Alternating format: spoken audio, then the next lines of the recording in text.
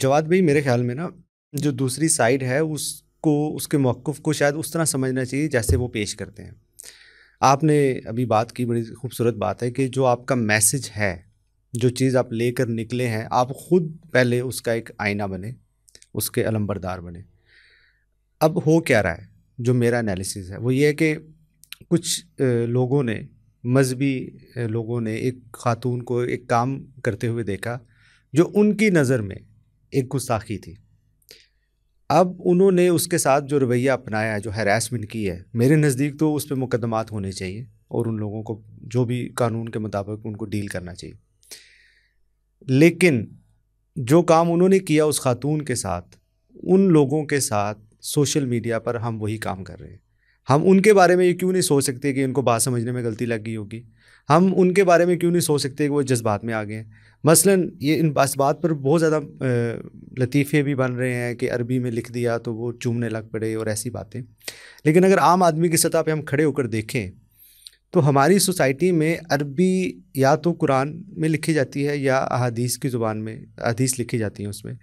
तो अरबी के साथ एक एसोसिएट हुआ है कि ये कुरान और हदीस, मतलब इसमें वो अनकॉन्शियसली उनके माइंड में ये मुकद्दस बात आ चुकी है कि ऐसे तो कुरान लिखा गया होता है या ऐसे तो हदीसें लिखी होती है।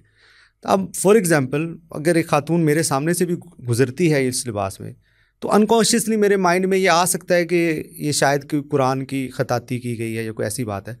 उसमें अगर एक जर्क रिएक्शन आ गया है और उसमें भी जहाँ से वो हद से गुजरे हैं उस पर कानून लागू होना चाहिए। लेकिन हम उस जगह पे खड़े होकर ये सोच क्यों नहीं रहे कि एक आम आदमी, जिस तरह सोशल मीडिया पे आपने उस खातून की वीडियो देख के लोगों ने रिएक्ट किया जज्बाती अंदाज में, उन्होंने भी जज्बात में रिएक्ट कर दिया होगा। तो वो मार्जिन जो हम उस खातून के लिए चाह रहे हैं उन लोगों से, क्या हम उन लोगों को वो मार्जिन खुद दे रहे हैं? जो मैसेज हम उनके लिए पेश कर रहे हैं, क्या हम खुद उसके लंबरदार बने हुए हैं? आपने गौर किया कि मैंने पिछली सारी गुफ्तगू में ना खातून को और ना उन लोगों को मौजू ही नहीं बिल्कुल बनाया। जी, ठीक। मैंने तो मौजू ही नहीं बनाया।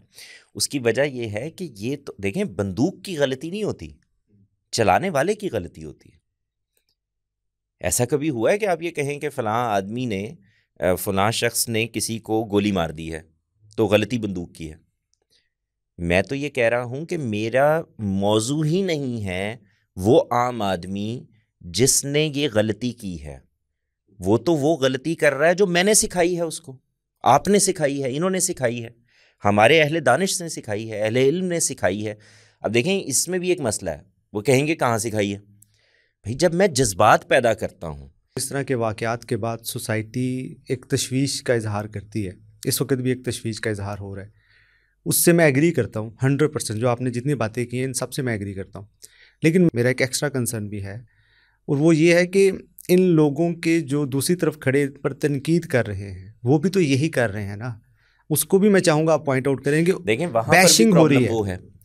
अगर आप गौर करें तो मैंने एक पिछली पॉडकास्ट में कहीं ये कहा था कि हम लिबरल हों या रिलीजियस हों या दोनों एक्सट्रीम्स सूरतों पर में हम खड़े हैं। एक्सट्रीम्स पर खड़े हैं।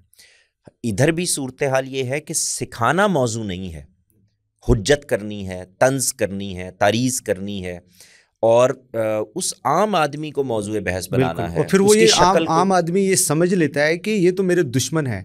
अगर हम उस जगह पे खड़े होकर बात करें कि भाई तुम्हें लग सकती है गलती, मैं समझ रहा हूँ, तुम्हें जो गलती लगी थी वो ऐसी बात है, इस अंदाज में अगर आप उनसे बात करें तो आप उसको कायल भी कर सकते हैं। देखें, आप दोनों खड़े ही तरफ उधर एक ही होते काम हैं कि करना है। अब मैं अल्फाज वो बता नहीं सकता यहाँ पे जो मैंने सोशल मीडिया पर पढ़े, और बड़ी बड़ी सेलिब्रिटीज़ को मैंने वो अल्फाज इस्तेमाल करते हुए देखे उन लोगों के कमर, बारे में। उसमें तो बात यहाँ तक चली गई कि चेहरों पर गुफ्तगू हो रही है, शक्लों पर गुफ्तगू हो रही है।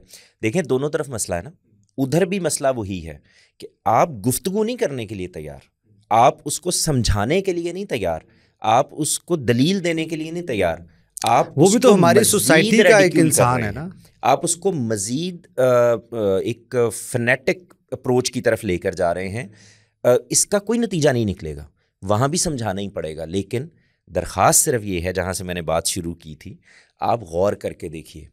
असल में कुछ बड़ा ऊपर का इल्म का, अहले इल्म का, अहले दानिश का एक तबका होता है जो जहन साजी कर रहा होता है। इस जहन साजी करने वाले को अब कुछ चीज़ों को अनलर्न कराना है। और मैं ये नहीं कह रहा कि मैं इस बहस को उठा लूँ और मैं ये कहूँ कि ये सही है या गलत है, इसको थोड़ी देर के लिए छोड़ दें।